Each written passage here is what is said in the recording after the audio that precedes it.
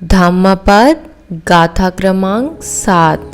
जो कमज़ोर वृक्ष है, मार यानी तूफान उसे उखाड़ फेंकेगा। इसमें हम महाकाल और चुल्लकाल की कथा सुनेंगे।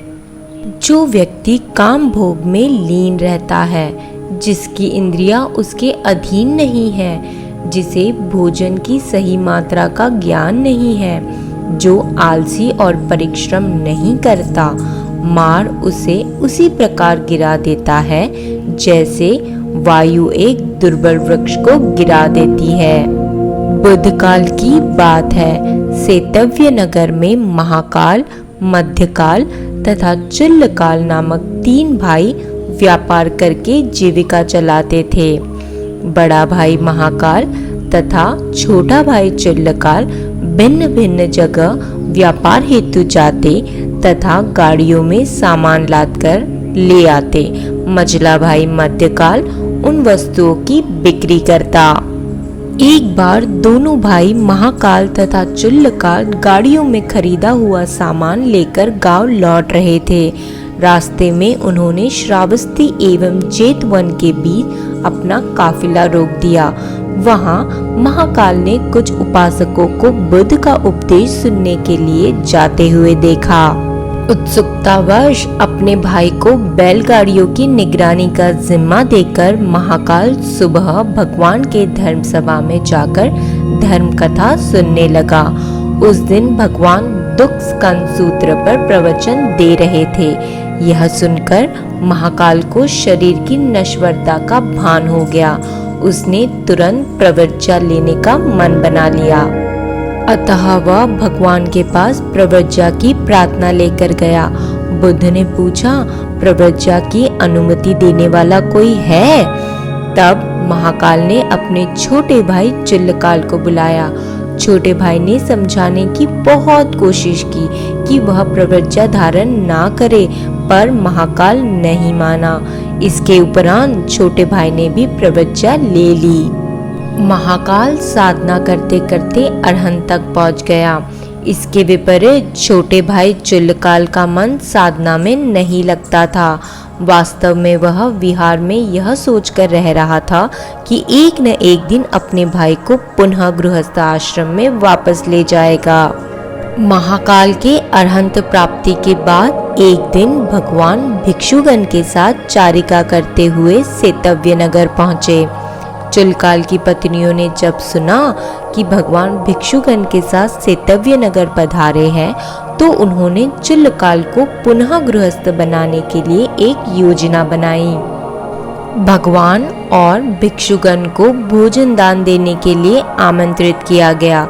व्यवस्था ठीक है या नहीं यह देखने के लिए चुल्लकाल को पहले भेजा गया, लेकिन चुल्लकाल के वहां पहुंचने पर उसकी पत्नियां उसे तरह तरह से ताने देने लगी, मजाक करने लगी तथा उसके वस्त्र खींचने लगी। उन्होंने चुल्लकाल का चिवर उतार दिया और उसकी जगह उसे सफेद वस्त्र पहनाकर विहार भेज दिया। चुल्लकाल को प्रव्रजित हुए अभी 1 साल भी नहीं हुआ था। उसे बुद्ध, धर्म और संघ में कोई विशेष श्रद्धा भी नहीं थी, अतः उसे चिवर छोड़ने में कोई संकोच नहीं हुआ। जब इसकी सूचना भिक्षुओं ने तथागत को दी, तो तथागत ने उक्त गाथा को सुनाया था। जो व्यक्ति अपनी तृष्णा पर काबू न कर सभी सुंदर वस्त्रों को प्राप्त करना चाहता है, भोगना चाहता है और अपनी इच्छा को संयम एवं नियंत्रण में करने का प्रयास नहीं करता, वह व्यक्ति बुरी आदतों के प्रभाव में आएगा ही और अपने पास जो उपलब्ध है उसका विनाश भी करेगा। इतना ही नहीं, वह लोगों की दृष्टि में नीचे गिरेगा और निंदा का पात्र बनेगा।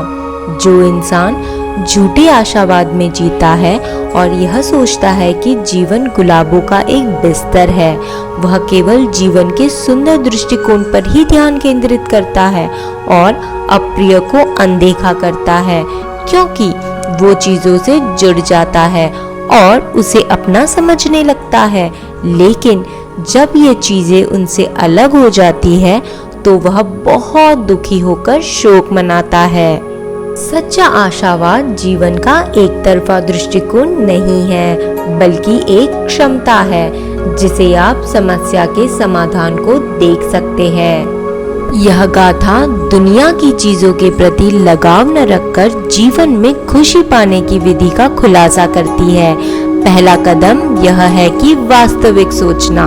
यह महत्वपूर्ण है कि अप्रिय और सुखद परिस्थितियों पर प्रतिक्रिया करना बंद करना।